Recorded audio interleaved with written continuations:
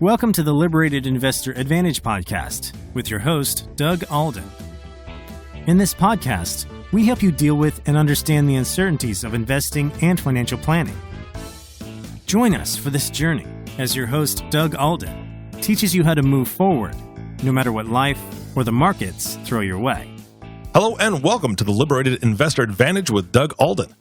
Last podcast, we kind of talked about the total client profile interview guide that Doug goes through with his clients or his prospects.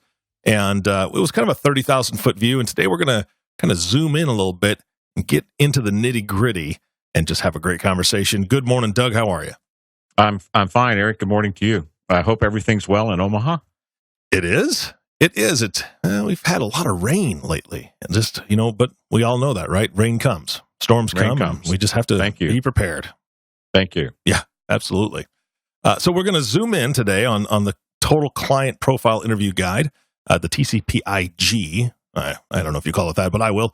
And We're going to get into some different areas, and I'm going to just let you start. What are we talking about? Well, first of all, I was involved in a coaching program for the extremely wealthy, the family office type people who, got 50 million up, stuff like that. And that was a little over my head. I've told you earlier, I'm kind of the family doctor of financial planning. I don't strive for very wealthy clients, but in order to, retain me and get my services, there needs to be some assets there. Of course, yeah. And so one of the things that I want to convey is, what is the important thing about money to you? Why do you get up in the morning? Mm-hmm. What keeps you awake at night? Mm-hmm. What's your 2:00 in the morning question? And why is that a particular importance to you? Is there anything more important than that? Mm. Those are just the values that I'm trying to drive down and drill down so that I can have a really good understanding of your money motives. Why are you doing this? Yeah. Now that's just values. We go into goals. What are your accomplishments? What are your personal goals? What are your professional goals? I have a question I ask, compliments of Dan Sullivan and the strategic coach. I'll give him a shameless plug. Mm-hmm. The question is called the R Factor question. Eric, if you and I were on a podcast, let's see, today is October 10th, 2019. So let's go out 3 years. And we're looking back on the 3 years you and I have been in relationship. Mm-hmm. What would you want to have happen during those past 3 years for you to feel happy about your progress, both personally and professionally? Yeah, that's a great question. I ask that of everybody. Mm-hmm. What we then get into a discussion about is what kind of a world you want to be living in 2022. But we're really in 2019. Yeah. So we make the list, and there's a form I fill out. You tell me what's 3 or 4 of the most important, and then I can tell you which ones I can help you with. And if I can't help you with some of the other ones, then I can direct you to people who may have the expertise. It's a great question. When I do a 3-year review after a client, I'm doing more reviews than that, but let's go out 3 years. Matter of fact, I'll give you one example. I had a review with very good clients, good friends. I mean, they're just really, really nice people. Well, it was 10 years. And so I pulled out some of this stuff, and I sometimes do it on the big paper charts, where mm-hmm. you can use a magic marker or something, and I stick them in their file. And so I pulled that out. First of all, in 10 years, we more than very close to a triple of their assets. Wow. In 10 years. Now, some of it they've earned, jobs doing very well, businesses doing well. He inherited some money. They got some relief on college education, things like that. So I pulled it out and said, now, this is what you told me 10 years ago, what you want to do. And one of the things that the wife got a smile on her face, and she had said that she'd really like to start a drawing. and painting. Oh, personally, nice. And she had done that. She had that it had become available, and he looked at it and he says, "Wow, I didn't remember that." His goal was to have a gourmet kitchen, and he was a cook, a chef outside of his occupation, and so those are the kind of things that I take pleasure in helping people realize. Yeah, that's all part of the goals process. What do you want to do for your parents? What do you want to do for your children? What would you like to do for the world? Yeah. What do you want to change? What big impact do you want to have? What would you like to achieve with your money? Big question. What do you think about your money? What concerns, needs, or feelings come to mind when you start thinking about it? Yeah, and I love these questions because, Doug, you and I have talked quite a bit. As a coach and a consultant for a number of years, this is powerful to me because what it does is not only are you helping people to take a look at what those goals are, you're helping them to realize that they need to make some changes.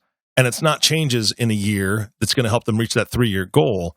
It's, what do I need to change today? What do I need to do today to start that ball rolling? And I used to go through a process with clients where I would actually have them look at their 20-year goals, 10-year, 5-year, 3-year, and then 1 year. And it sounds like a long process. And I even tell them up front, look, the 20-year goals, don't get too bogged down by them. Just kind of think about what you want to be doing in 20 years, where you want to live in 20 years. Everything can change. It doesn't mean that these goals are things hard and fast that you're going to be seeking after and just, I have to get these done. It's just the idea. In 20 years, Doug, I'd love to be living on a lake, right? I mean, I would love water. We talked about that before. So then as we break it down from the 20 to 10 to 5 to 3 to 1, it really makes me open up my eyes of, okay, there's some things today I need to be changing in my behaviors or in my actions or in my workday or in my home life that are going to contribute to matching those goals. Like you talk about the 3-year goals. That's a beautiful place to start to be able to say, these are the ones that are really concrete for me, and I need to make some changes today. So how do your clients accept that and realize that? Like this couple you're talking about, you looked back on their 10-year goals. Some of them, they didn't even realize, I forgot I wrote that down. But obviously, it was top of mind then, and maybe they made some minor adjustments in the moment to kind of help them realize those goals. How do they accept those things? I did not prompt you to say this. Go on that little soliloquy that you just went on. Mm-hmm. But I have a form, part of the Liberated Investor Advantage, a form that says, okay, what are the 3 most important things you want to work on? Mm-hmm. And I put them on a list.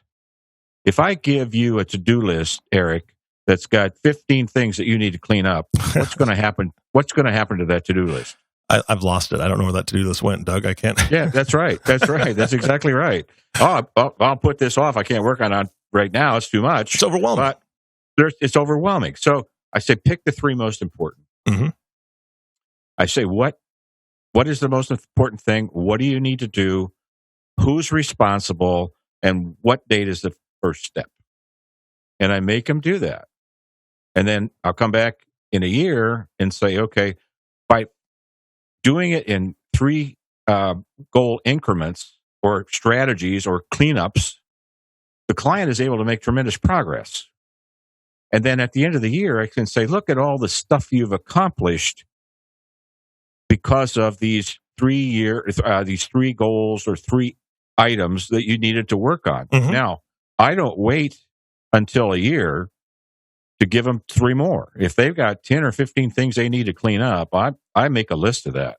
And I say, okay, we've accomplished this, so now we can step forward to the next one. Mm-hmm. And here's the next 3 things you want to work on and who's responsible, and go do that whole process again. And by the end of the year, we have a celebration. I mean, that list is pretty long. Yeah. That they've been able to, I don't believe I did that much, Doug. And this couple I talked about, the painting and the gourmet chef, they could not really believe that much had happened. Now, I do that with every client that comes through. Sometimes they just don't want all of that. Sometimes they just want investment advice, which I can give. Sometimes they do want to go through financial planning, but it's all about planning, because saving, accumulating money is all about income. It's what you pile up at the end of your people at work, transitioning to money at work, that determines what your income is going to be. Mm-hmm. So that's why all these are important. We get into relationships, your family relationships, your religious orientation. I think that's pretty important. Mm-hmm. How about the people you work with? Would you describe yourself as an introvert or an extrovert? What pets do you have?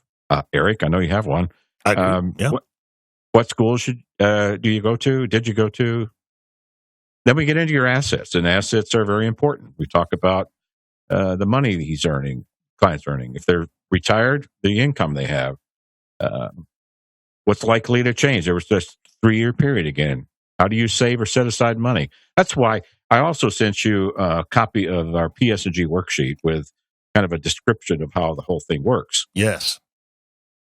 What the client is able to see on one page: their current profile, their income, their occupation, their debt, all their insurances, all their savings accounts, all their hard assets, i.e., homes, Mm-hmm. other rental properties, their investments, gold, blue chip stocks, gold, they have any gold, collectibles, all on one page. And then I teach them how all of those are interacting with each other. Mm-hmm. Mm-hmm. And how fast are you really going? I think I mentioned this a while ago. We need to make our assets and our money more effective and efficient.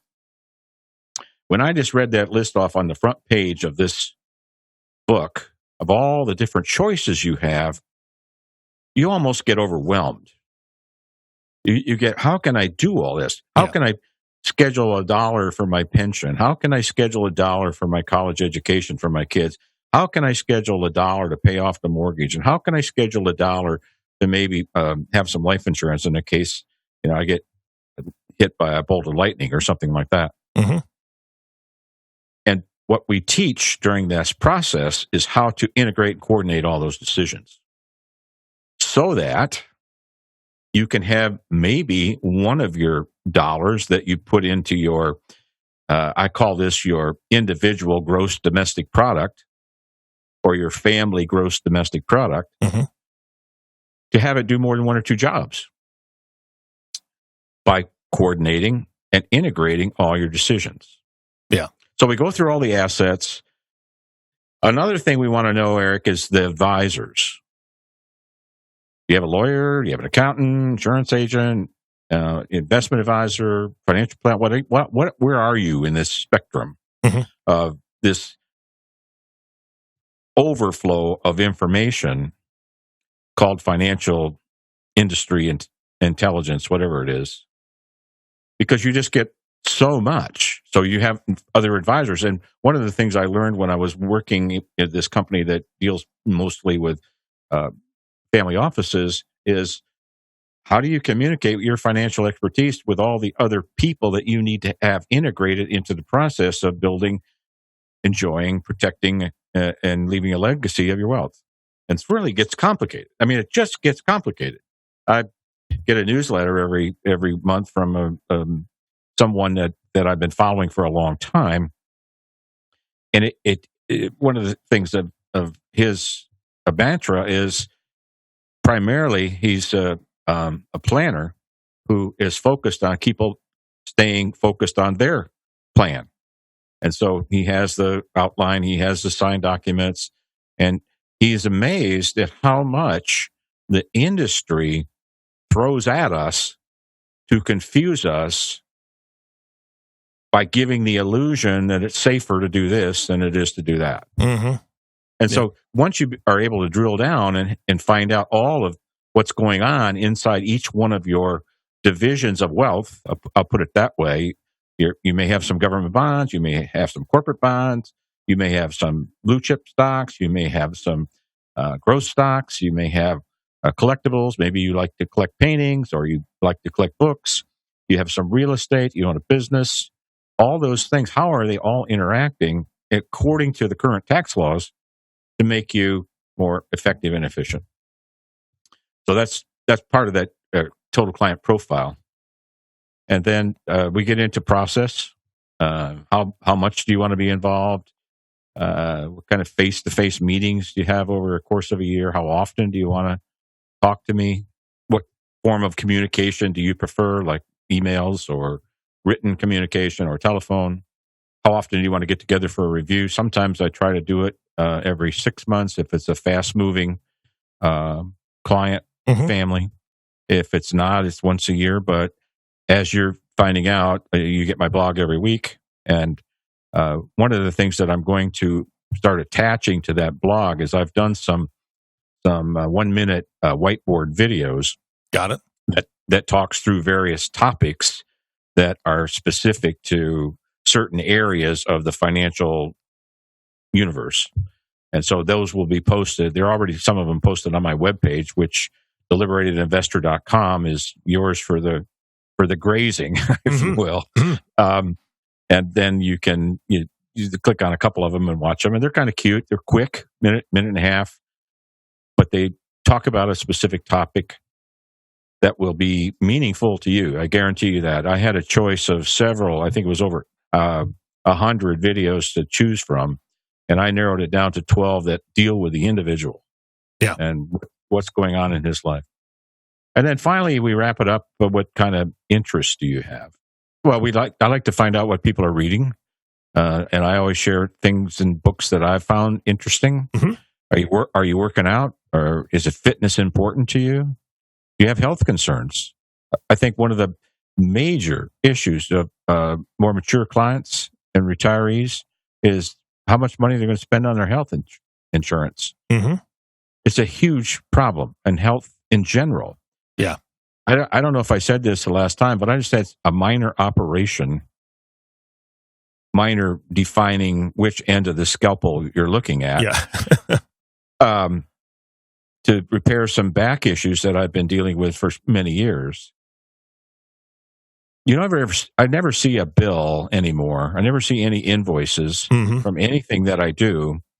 But I have a insurance company, health insurance company, that sends me a review, and the total charge for the hospital.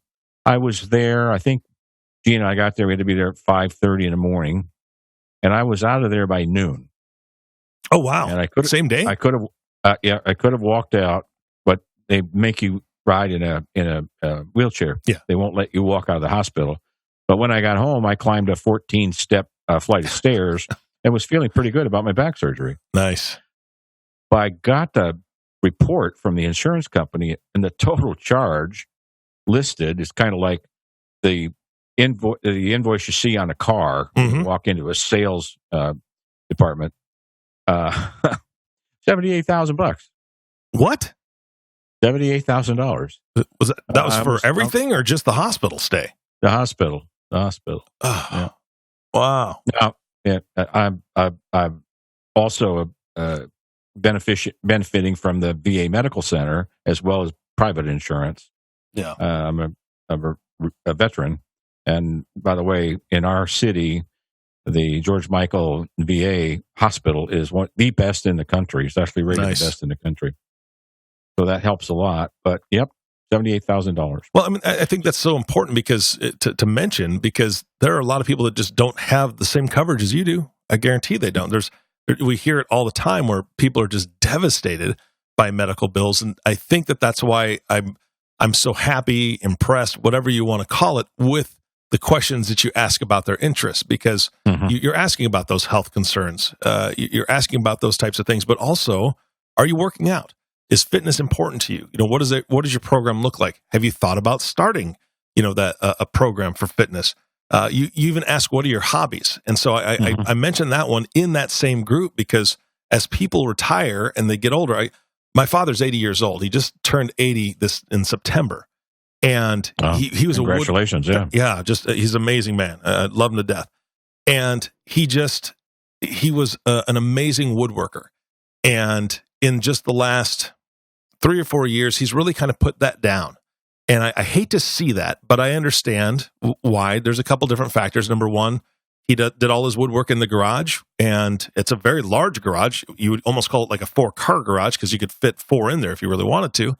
But it's not insulated. It's not heated or air conditioned. And in Nebraska, we have very cold winters. Nobody's going to be working in that garage in wintertime. And summertime, it gets really hot. So there's really little time to do it. And then his ability to, he can still measure and cut and all that stuff, but there's always that increased chance of injury with just, his body wearing down a little bit and just not being on quote unquote top of his game. So he's doing other things. But when you don't have hobbies in retirement, then what are you going to do? Are you going to sit around and watch TV? Are you going to be sedentary?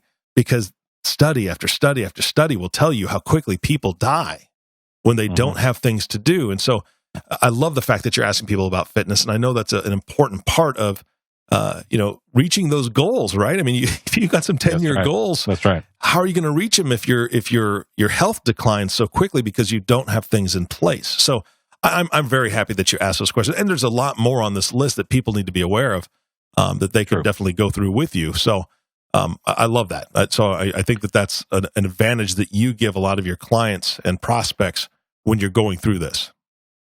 Well, thank you, Eric. I found it very rewarding for me.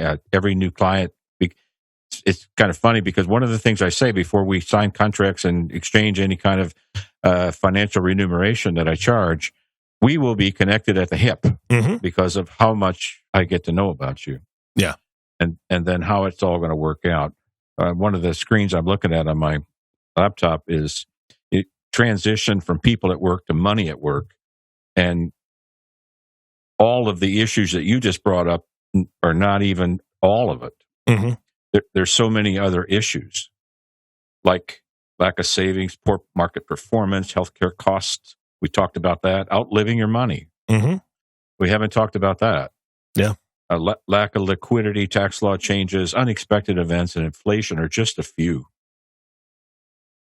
Plus, how the returns come at you. Most people invest for their retirement in their 401k. And 401ks are usually invested in equities. That's pretty much standard. I even think the default is like 60% equities, 40% bonds. If you don't sign up, they'll sign up for you from your company. So all of these issues are going to really impact us as we go forward. Yeah. I'm fortunate enough to be able to continue to work past the traditional retirement age if I choose. So that gives me a little bit of an advantage, but sometimes you're right. You can't work. You've been in a job that's beat you up for 40 years or 25 years. Yeah. So learning how to maximize your wealth potential to get the maximum amount of benefits and the maximum amount of money supply to help you reach your full financial potential is one of the things that I keep referring to the PS&G model. Let's call it by its official name. The P stands for your protection component. That's your car insurances, your auto insurances, your disability insurance, your medical insurance, kind of wills and trusts that you have, and of course, life insurance. The S stands for safety. Okay. It's savings. What kind of checking accounts do you have? Savings accounts, credit unions, CDs, money markets. What's tax deferred? What's tax deductible? What's tax free? How does that all fit in? And then the G is for growth. That's kind of where you hope for capital multiplication. Yep. Sometimes we get capital division because the market travels in the wrong way. Yeah. But eventually it all works out. I mean, the overall returns on the equity market for the last 50, 60 years is pretty phenomenal. But that separates the three. And then the real science that comes into this is how to make sure you have money in each of the drawers that you need to have money in, and how to circulate that money so that it increases the cash flow and it increases the benefits and it increases the money supply by using money intelligently, and not putting it into lockbox type investments. So that's the PS&G model, and I call it the PS&G because I've been using it forever. But protection, savings, and growth encompasses every area of your life. Don't know how I would do it, but I could diagram Bill Gates if he wanted me to on this little model. Yeah. And then it includes your debt and your cash flow. How much are you putting into your family gross domestic product out of your income, and how much is coming out, and what can you expect? Yeah. And then the last thing I think I want to talk about today is introduce the Wealth in Motion software that I use. Again, this all comes from Leap Industry. Bob Castellone is the originator, inventor, and in my mind, a genius. He studied economics, wanted to be a professional ball player. I don't know if you knew that or not. I did not know that about Bob. He played for the Atlanta Braves. He was called up towards the end of one season. Got up. He was a reliever. He got the call to warm up, and guess who his catcher was? No idea. Bob Uecker. Oh, really? Bob? Yeah. I must be in the front row. Sorry. Yes, that's right. So the first ball Bob threw at him, he caught it, and then it just fell backward, like it overwhelmed him. Oh, wow. And then the second ball Bob threw at him, it was a little high, and Bob didn't even make an attempt to catch it. So what he was trying to do was relax Bob, so he would go in to play pitcher in the 8th or 9th inning, whatever it was. But he never got called up to go into the mound. Got it. And then over the off season, he got a severe appendicitis, and only because a doctor wanted to just go in there and see what's going on was Bob able to live through that. Wow. Yeah. So he went to college. His professorship his major was economics, and he really wanted to go to work on Wall Street. But he got started in creating this PS&G model, protection, savings, and growth model, that has really taken off and really helps people immensely. I can't tell you how much people appreciate it. Now, some people don't like all the numbers, and they're flying all over the place, but most people understand it. They can see where they are, and they can move forward with some clarity in their life. Yeah, and for the listening audience, we're running out of time, and we're really short on time, but here's the thing.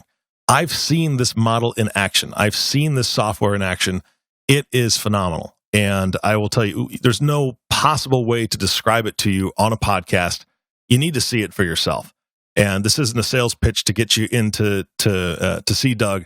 But bottom line is, it kind of is, because here's the thing. Yeah, no, it is. I was just going to get into that. Yeah, you could come to my webpage and you won't see it, but there's an information form, and you can request a phone interview, and we can begin to talk about that. I can show it to you by the technology of the day. We're even using that right now. Yep. Go to a meeting or Zoom or something like that, so that you can get a firsthand view of how that looks. Yeah, and it's very eye-opening is what I wanted to say, because when you see these things and your numbers are plugged in and your information is kind of being tweaked and shown to you on how everything works together, that's the beauty of this. So I would love for you to be able to go and meet with Doug virtually, in person, however that works out. So reach out to him and contact him. Doug, is there a way that we can actually maybe in a future podcast do a little bit of this? Maybe we do a little bit of video, and it's a bonus clip from the podcast. We'll do audio, but we'll also maybe do a video clip where you share your screen. We kind of walk through it a little bit so people can jump on your website and see it there, or maybe get it from the YouTube channel. Okay, that's fine. I think that would be great. If I'm a knuckle dragger when it comes to the technology, as you know, so I need a lot of help with that. Well, not with this software. You're not a knuckle dragger. This stuff is state of the art. This is fantastic. Oh yeah, no, it is. And matter of fact, I look at it every day, and it always impresses me on what it's capable of doing. More so for the client. I mean, this is a client-friendly application that explains exactly what's happening. Some of the notes I had that I wanted to go through was how the pandering of the financial industry continues to confuse us and make us hard to make any kind of decision, difficult to make any kind of a decision. You just kind of sit there and you're spinning your wheels because you don't do anything. Yep. And this application that I've been using for a very long time really cuts through the chase, as you often heard. It helps you clarify it for your prospects and clients, and that's the beauty of it. So, Doug, thank you so much for your time today. This is a great podcast, and I will look forward to us figuring out how to do this in the future. If they want to call me, it's 828-668-0665 is the number. If they want to email me, it's doug@theliberatedinvestor.com. And then I believe at the bottom of the podcast, you'll have how to link up. Yeah, in the summary, there should be some links there. Absolutely. All right. All right. And thank you all for listening to the Liberated Investor Advantage podcast with Doug Alden. If you have not subscribed to the podcast yet, please click the subscribe now button below. This way, when Doug comes out with a new podcast, it'll show up directly on your listening device. This makes it much easier to share these podcasts with your friends and family. Again, thanks for listening today. For everyone at the Liberated Investor Advantage, this is Eric Johnson reminding you to live your best day every day. And we'll see you next time. Thank you for listening to the Liberated Investor Advantage podcast. Click the subscribe button below to be notified when new episodes become available.